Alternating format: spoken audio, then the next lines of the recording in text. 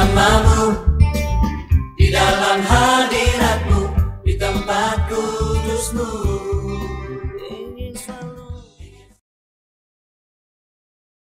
Mungkin Anda pernah mendengar nama Mark Twain. Dia ini seorang penulis kawakan dari Amerika Serikat, dan dia terkenal karena cerita-ceritanya yang menarik. Meskipun Mark Twain ini agak kasar dan tidak peduli pada orang lain, namun dia ini sangat pintar dan jenius. Maka dia dikagumi, dihormati oleh para penulis, para sastrawan di Amerika dan Eropa. Pada suatu kesempatan, Mark Twain diundang oleh Kaisar Jerman. Ketika anak gadisnya mendengar hal itu, dia berkata kepada Mark Twain, "Ayah, engkau mengenal hampir semua orang penting di seluruh dunia. Engkau memang hebat dan luar biasa. Tetapi sayangnya hanya satu yang engkau tidak kenal, yaitu Allah." Karena memang Mark Twain itu seorang ateis praktis, yang tidak peduli akan Allah, bahkan dia tidak percaya kepada Allah. Mungkin apa yang dikatakan oleh gadis kecil ini tentang ayahnya berlaku untuk banyak orang. Ada banyak orang yang bersikap seperti Mark Twain. Mereka mengenal banyak orang hebat dan mengetahui banyak hal, tetapi mereka tidak mengenal Allah. Ada juga orang yang ingin mengenal Allah, tetapi tidak berusaha sungguh-sungguh untuk mengenalnya. Bahkan mereka bersikap masa bodoh. Dalam Injil hari ini, Yesus dalam doanya berbicara tentang mengenal Allah. Inilah hidup yang kekal itu, yaitu bahwa mereka mengenal Engkau satu-satunya Allah yang benar, dan mengenal Yesus Kristus yang telah Engkau utus. Hidup yang kekal atau keselamatan terdapat dalam mengenal Allah dan Yesus Kristus yang diutusnya. Istilah atau ungkapan mengenal tentu lebih dari sekedar mengetahui. Mengenal berarti kita mengetahui seseorang atau sesuatu lebih mendalam. Mengenal Allah berarti mengenal Allah atau mengetahui Allah secara mendalam. Namun pertanyaannya, bagaimanakah kita bisa mengenal Allah dan Yesus putranya itu? Pengalaman sosial menunjukkan bahwa semakin orang sering berjumpa, maka semakin orang suka satu sama lain. Silakan membandingkan dengan orang-orang yang akhirnya jatuh cinta karena mereka sering berjumpa. Mulanya biasa-biasa saja, namun akhirnya luar biasa. Mulanya tidak ada perasaan apa-apa, namun karena sering berjumpa terus-menerus, mereka pun saling menyukai satu sama lain dan akhirnya jatuh cinta. Banyak perkawinan terjadi karena hukum kedekatan, karena sering berjumpa dan berkomunikasi. Sebaliknya bisa terjadi pula bahwa karena orang saling menyukai satu sama lain, maka mereka akan berusaha untuk berjumpa terus-menerus. Hal ini biasa yang terjadi pada orang yang berpacaran atau yang jatuh cinta. Kalau ada peluang, mereka selalu berusaha untuk bisa berjumpa. Kalau bukan dari muka ke muka, paling kurang melalui telepon, melalui WA, melalui surat menyurat dan sebagainya. Saudara-saudari yang terkasih, saya kira hal yang sama bisa berlaku dalam hubungan dengan kita dengan Allah. Hubungan kita dengan Allah. Semakin sering kita berjumpa dan berbicara dengan Allah, maka semakin besar kemungkinan kita mengenal Allah dengan lebih baik, menyukainya dan akhirnya bisa mencintainya dengan sungguh-sungguh. Nanti pada gilirannya setelah kita mencintai Allah, maka dengan sendirinya kita akan berusaha untuk senantiasa berjumpa dengannya. Namun langkah pertama dalam seluruh proses itu adalah inisiatif kita untuk berjumpa dan berbicara dengan Allah. Kita harus memulai proses komunikasi, mengupayakan proses komunikasi itu.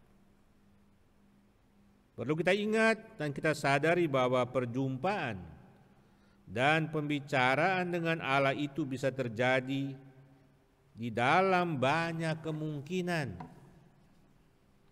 Kita bisa berjumpa dan berbicara dengan Allah di dalam doa-doa pribadi.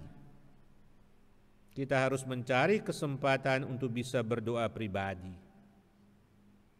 Meskipun kita mempunyai banyak kesibukan dan tugas, kira-kira seperti para rasul dengan Maria yang berkumpul di Yerusalem itu, mereka berdoa sesudah Yesus naik ke surga.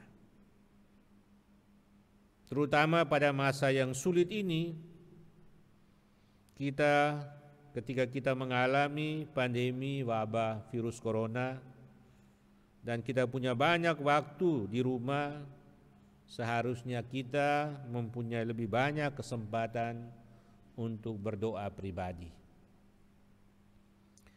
Kita bisa berjumpa dan berbicara dengan Allah dalam ibadat-ibadat bersama.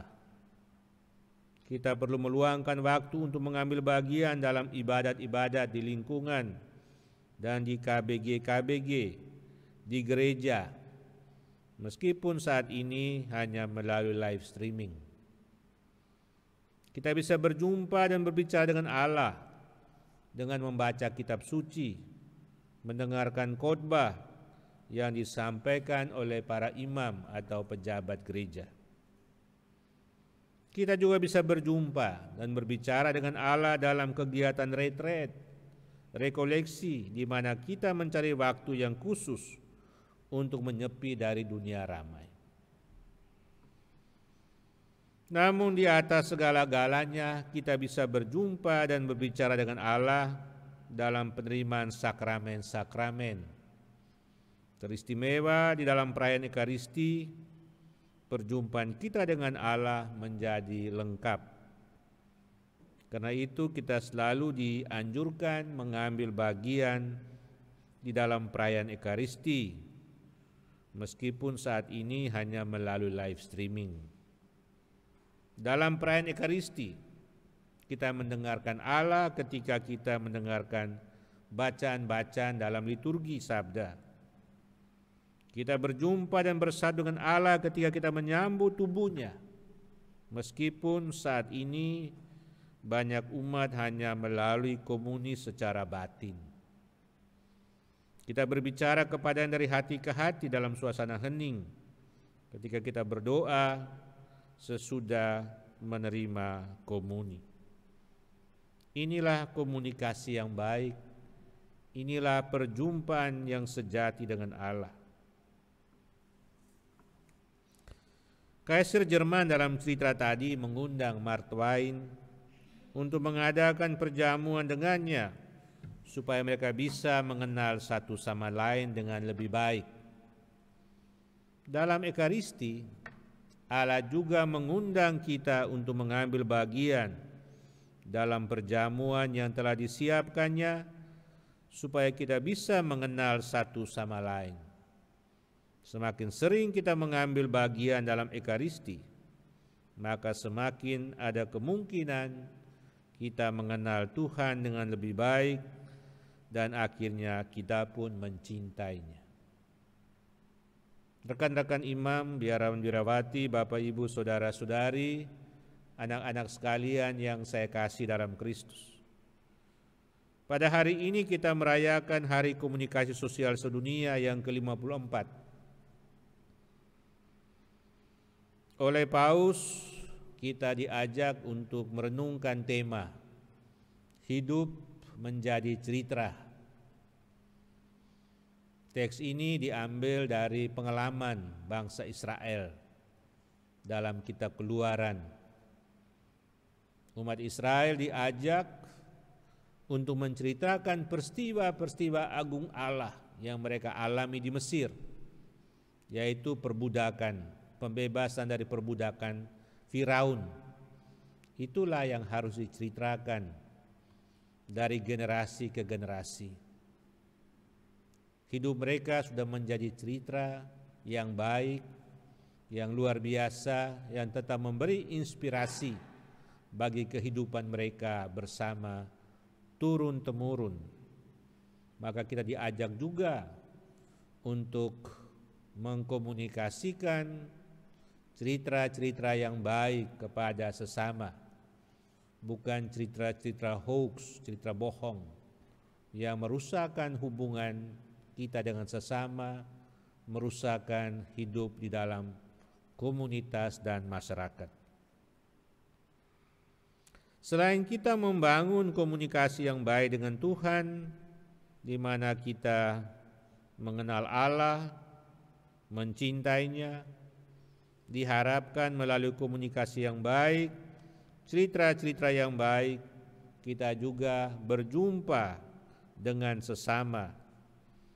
Kita bisa saling mengenal dengan lebih baik, bahkan menumbuhkan persatuan dan persaudaraan, serta kita menghayati solidaritas, kesetiakawanan satu dengan yang lain, terutama dengan mereka yang menderita dan membutuhkan pertolongan dalam situasi yang sulit di tengah pandemi ini. Saya kira semangat solidaritas itu sangat penting.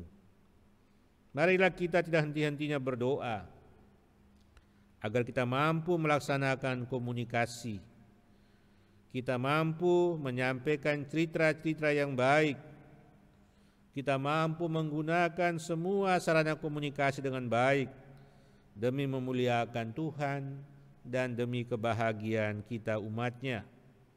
Kiranya melalui komunikasi yang baik dengan Allah, kita mampu mengenal Allah, mencintainya, dan dengan itu kita memperoleh hidup kekal atau keselamatan.